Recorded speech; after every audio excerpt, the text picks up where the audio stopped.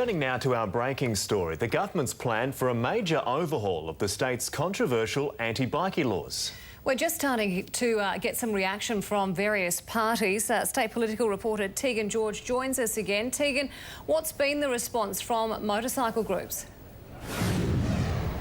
Well, Georgie, numerous representatives from motorcycle groups came down here into the city this afternoon to hear the government's response to the Wilson review. They say those 60 recommendations and Premier Palaszczuk's planned response to those recommendations has left them shocked and devastated. Now, they've written this review off as a waste of taxpayer dollars and say that the changes will be a further violation of human rights. They say they're actually going to be worse off under these recommendations and believe this is just the Newman government 2.0.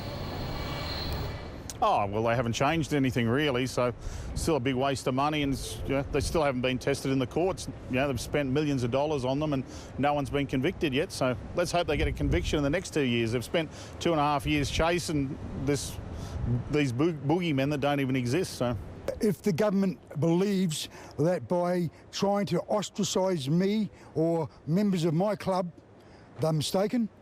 We're not breaking the law. We haven't broken the law. We don't intend to break the law, and we intend to remain in this club as long as this country is a democratic society.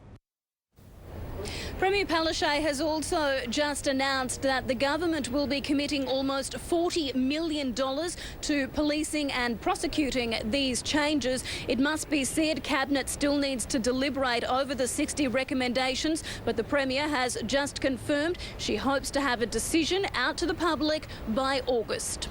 Thank you, Tegan George, live there with that update. The Gold Coast Commonwealth Games now has an official mascot, and he's already suffering from a very sore head. Christina Costalis explains. James